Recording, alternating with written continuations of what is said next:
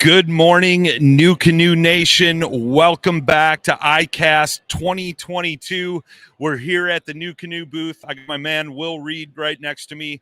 He's going to give us a full walkthrough on the pivot drive, explain why he uses it and what he uses it for in different conditions out on the water. So I'm going to hand the mic over to Will, and he's going to give us a walkthrough of the pivot drive. Morning, everyone. Last day of ICast.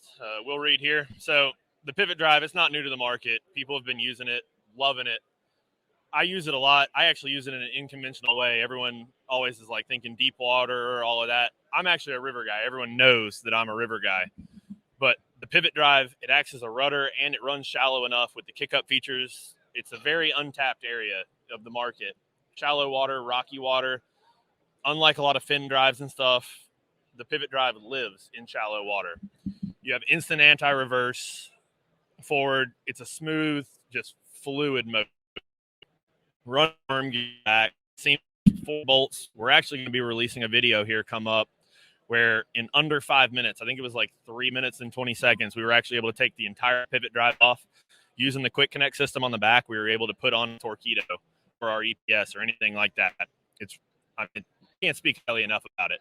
So moving back through, I'm actually really tall. This is set up just for display purposes.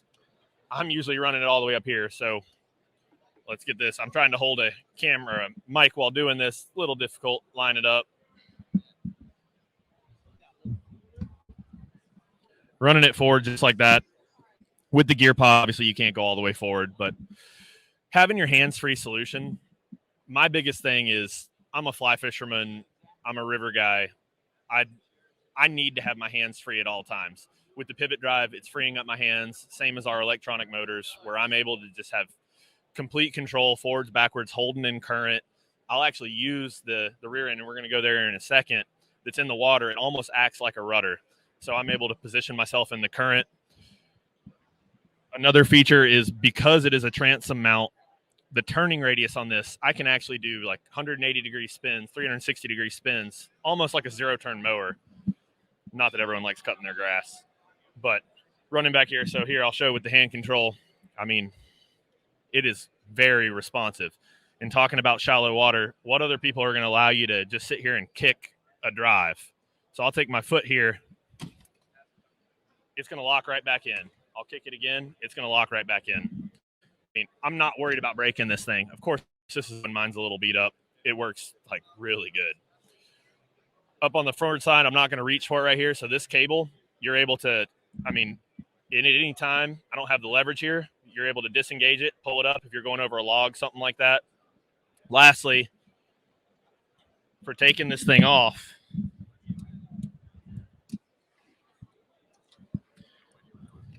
I'm now transporting this, or if I want to put an EPS, a Torpedo, anything like that, I'm immediately able to.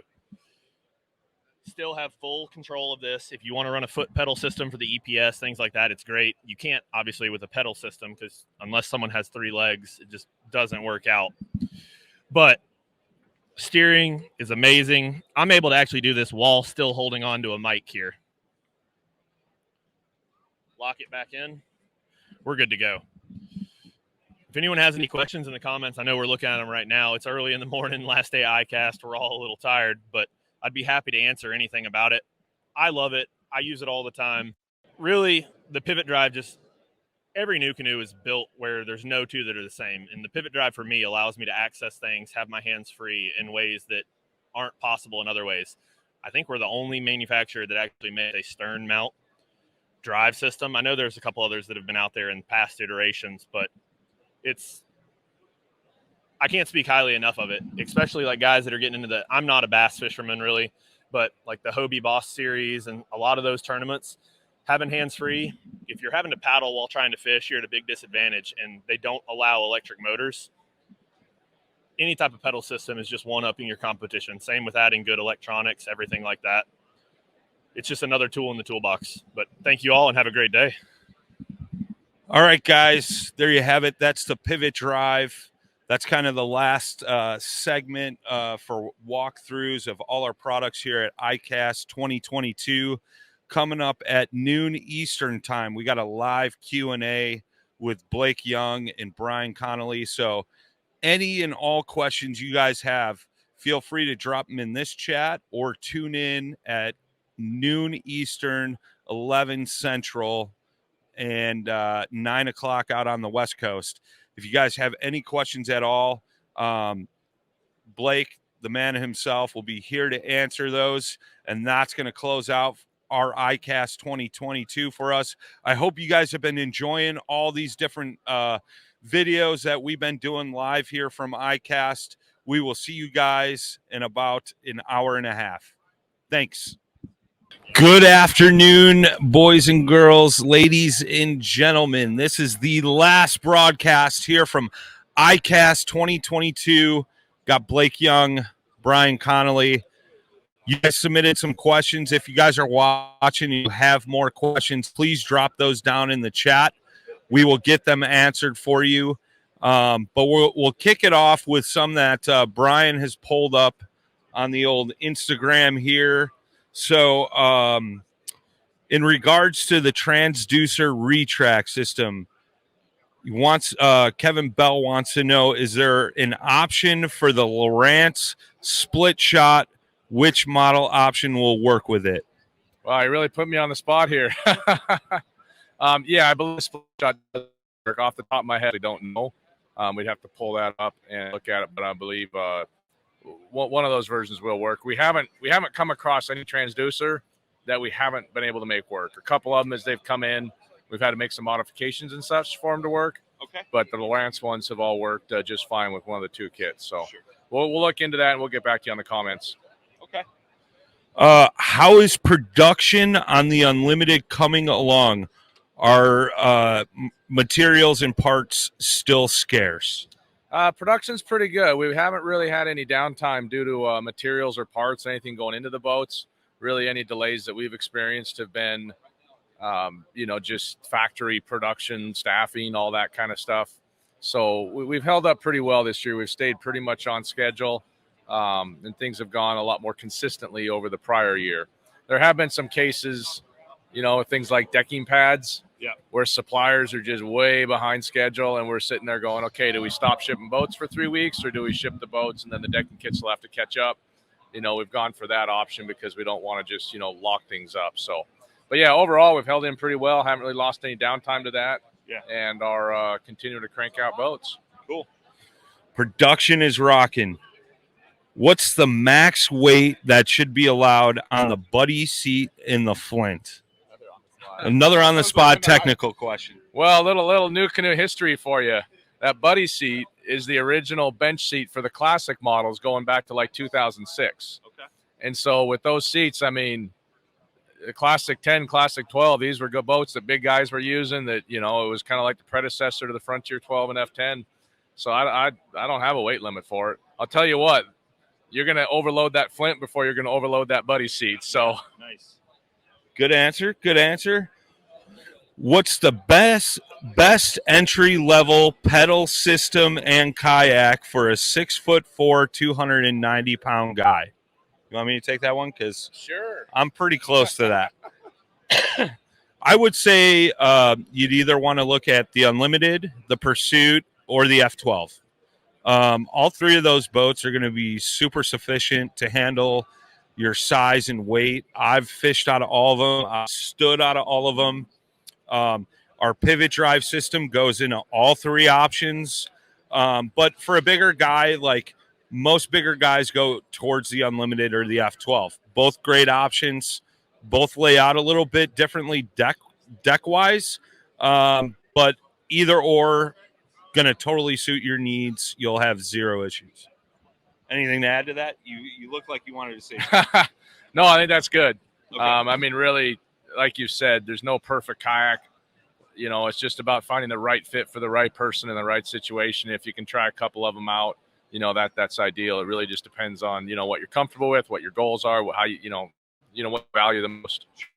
Yeah, go on our website, go to the dealer locator section, find a dealer close to you, schedule a demo with them. 99% of all our dealers have demo boats. That's the best way to check it out. It's like buying a car, right? You want to take it for a test drive, make sure it's a right fit for you, and it's the same way with the kayaks. Yeah. So Actually, it looks like we have one question that came in though. It says, give us some hints about what's new on the horizon from Mike Archer. That's out of my wheelhouse, Blake.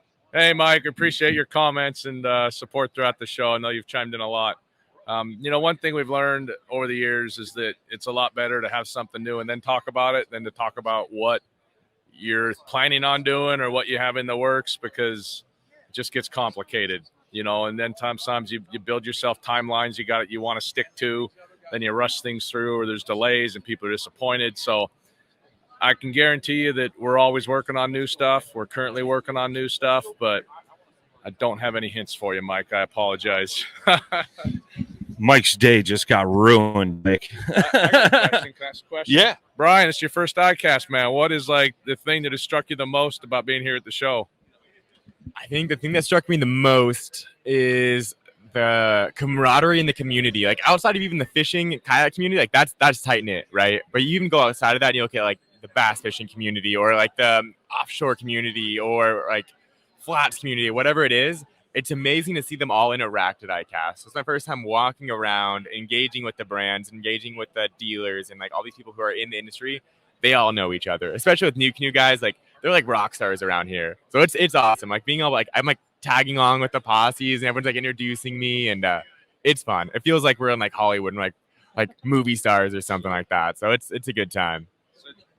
Did I warn you in advance that the average ICast day starts about 8 and goes to about midnight, maybe a little bit later? Yeah, no, that heads up was great. I think the moment I got off the plane, I think I snagged an hour's sleep. I slept on the plane maybe 45 minutes, out of an hour's sleep, and then Blake was picking me up. He's like, "Okay, man, we're gonna move some boats," and I don't think I've stopped since then. I took a couple naps, during the night, and that's about it. It's been a lot of fun, a lot of work, but it's definitely worth it. I'm excited to be here. Well, it's funny. I know some of the guys dragged you out last night, and you were like, "You mean I could just stay here? I don't have to go?" And I was like, "Yeah, you could stay here. I'm not going." So, it's one of those things. So, again, first ICast, what was one of the coolest things that you saw here at ICast this year? One of the coolest things I saw. The construction of the booths. Some of these booths are so elaborate. They involve live bass. They involve building tree houses. They involve building mock little houses. The amount of we put our booth together and it's a lot of work and it looks great. I love our booth. But then to look at those and see how long it would take me and a crew to put some of those things together. They're out there just hammering away days in advance, and it's pretty magnificent to see the constructions they have. I told Brian what's really going to blow his mind is you look around here, it's 2 o'clock, 2:15. It looks like a trade show. Our third place look like an empty concrete pavilion. Things take 2-3 days to go up, but they come down in 90 minutes. Super fast. It's been super cool. This is my second year. My first year was last year. And, the thing I want to point out too, there's a lot of guys that wish they were here, things like that. But it's a lot of work that goes into this show for all these vendors. So it's always super cool to be down here for me, be with the team guys that I don't see from different parts of the country other than this show, and, it's always great to, have dinner and drinks with you guys and just catch up on things that we don't normally talk about from day to day, So Definitely. Anything you want to add to that? I think we got one more question. No, I think getting together and having FaceTime with our team, with owners. You get a lot of new canoe owners, guys that just pop in and say, "Hey, I got my Frontier 12 still from 6 years ago. I love it." Just connecting with those people, talking to dealers face to face, and having conversation with new dealers and just seeing kind of their eyes light up and their wheels start spinning when they're like, "Wait a minute, I'm going to have one model of kayak that could be set up all these different ways, and I could interchange them and I can do this." And wow, it's just well, they really get it. It makes a lot of sense, and that's fun to see. Well, and that's a great question, right? Because we had quite a few people come through the booth, potential new dealers, in years past to this year. What's it been traffic-wise for new dealer interest? It's always, it's one of our main goals coming to the show is trying to bring on new dealers where we don't have them.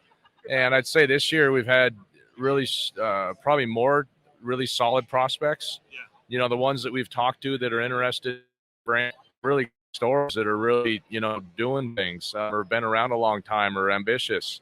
And so that's been awesome. You know, just kind of look at the draw. In some cases, a lot of them, most of them haven't been located to another dealer. Because sometimes if, you know, it's a good looking shop that wants to bring on your boats, but they're 15 miles from an existing dealer that's doing well, you just, man, I really wish you were located somewhere else so we could work together. But so this year, that's been great. Very cool. James O'Neill's in the chat. He said, hey, guys, congrats on another ICast show. Richard DeVries from Eastport Marina says, still looking for that jousting kayak in time for the Dale Hollow event. So we Paddle and Fin holds an event, a kayak tournament down there every year. And we've been joking around that we're going to joust some kayaks, put Newport vessels on the back, and see who's the last man standing. So might happen. Just saying. But Brian, let's get some thoughts from you, man. Just an all-around general wrap-up of ICast for you, for new experience, all that stuff. Yeah, I would say like general thoughts. Like it's very large, it's very exciting, and it's very engaging, right? So it's a little sleep. It's a lot of like fun, a lot of excitement, a lot of work, right? And kind of to touch on what Blake said, I really enjoy kind of helping with some of the design of the booth ahead of time, like asking questions, giving feedback, and seeing the 3 Unlimiteds play out pretty well. We could do the pivot drive, we could do the motor guide, and we could do the EPS system, and like showcasing the quick connect in so many different ways, from the rudder to the torpedo to the EPS, and like being able to do hot swaps, seeing people's eyes light up when they get it. You know, I feel like it was a lot of work from a lot of people to get this brand to the place where things are plug and play, and things are like you can just walk up and you see it. You know, you see the gear pod lift out, you see the XI3 retract, you see the rudder going. Like, it's working, and it's exciting to be here, man. Yeah, I mean, you get to see a lot of cool things from video, but being able to put your hands on it and see it firsthand gives you a totally different experience for sure. Blake, final thoughts, wrap-ups for New Canoe ICast 2022. Great show. I really enjoyed it. You know, definitely awesome to spend time with all the team guys, and so grateful for Brian and Stuart and Mike and Will and, you know, Jordan, all the guys that come here, take time out of their schedule, time off work, just to be here and be a part of this, support New Canoe, you know, really work hard while playing hard and having fun too. It's a great time.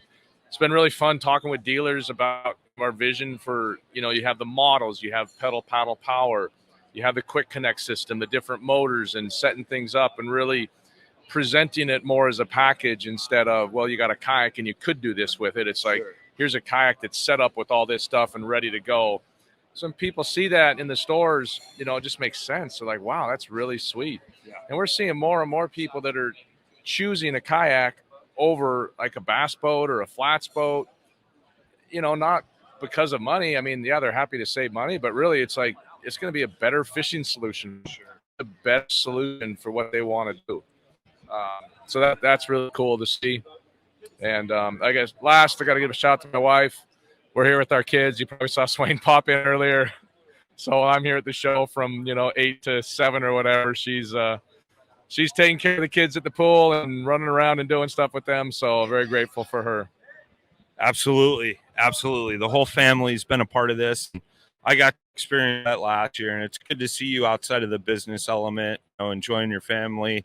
I know you're a big family man, and I know all us New Canoe guys feel like family. You're dad to us, so in the kayak world. So all appreciate it. And I mean, I've had many conversations with all our guys here, you know, about how great you are, your vision for New Canoe, and we all appreciate that. You know, it's a family aspect, and you know, you always lean on us for advice and stuff like that and thoughts. And that goes a long way, you know, like me and Stuart had a very long conversation about that last night. You know, like a lot of other companies don't lean on their team guys as much as you do. And it's good because you're getting great feedback and you're doing the right things. And I mean, you could see with the success of the Unlimited launch and things like that, man. So kudos to you. I thank you very much for allowing me to be here. I know I've been running around like a chicken with my head cut off. It's been worth it, man. And I hope everybody appreciated it. I know I see comment from Jared Talley in there, and he said the build off aspect was a really cool addition to the show. And I mentioned to those guys, I think we should do that every year. Thoughts on that? I agree. I mean, we've talked about different things we could do. We talked about having almost like a knockout, build off competition that could involve owners where, hey, do a 60-second video of your build. We'll put them all in a bracket and let people vote, have some fun with that. We could do that with gear pods. You saw some really sweet gear pod mods here. Yeah. And that's another thing where we could have a little competition. But I think the build off for ICast is something we'll probably continue with because it's a really cool thing and it shows off a lot of the, just kind of the design intent and the functionality of boats and the vision for, some of the different things like the wire access plates and the gear pods and all that, and really showing the full potential of them. Absolutely. I mean, I did a podcast earlier this morning, and we were talking about that. The kayak space is kind of based around DIY, right? It was DIY for a long time, and now manufacturers like New Canoe have solved those issues and made them much more simpler and easier for the end consumer, which is super cool. Definitely huge change. I mean, going back to the start of New Canoe, you could always put a motor on. Sure. We had bow motor mounts back in 2013. We had some motor plates back prior to that, but up until last 2 years, we could never sell just a turnkey solution that fully integrated the motor into the kayak with the mounting and the steering, and no cutting down the shafts or modifications, all that stuff. Just straight out of the box, everything plugs in, works really well, is super easy. No busting out the toolkit and the drills and all that stuff and hacking up your boat. It's all just plug and play. And so that's really just a huge leap forward. Awesome. Well, I think that's it, guys. You got any final things to add? Anything you want to say? No, that's all I got. Appreciate you, Brian. Thanks for running all the podcasts, and Brian for lining them all up. And got a great team here. It's been a lot of fun, and about ready for our last Fast and Furious 2 hours once the show wraps up. Very cool. Brian, anything? Yeah, basically the same thing. I'm just really excited to be here. Thanks for the invite, and I'm excited for next year, and got some stuff on, man. We might invite you back next year. Thanks everybody that tuned in all week, man. It's been killer to see all the comments come through, all the views we're getting, positive feedback. I keep seeing bring build off back next year, so I could almost guarantee you that that's going to happen, guys. Glad you guys really enjoyed that aspect of it. I saw Romel right before he left, and he was super grateful, and he had a lot of fun doing it, and he said he's already looking forward to next year. We got Mikey Monavon in the background here from Westbrook, and I know those guys had a great time building out their boat. So we'll see you guys later. Just keep looking for more updates and content coming out in the next few weeks over here at New Canoe, both on the Facebook and the YouTube pages. And we will see you here live in 2023. As always, boys and girls, till next time, tight lines, smooth paddling. Peace.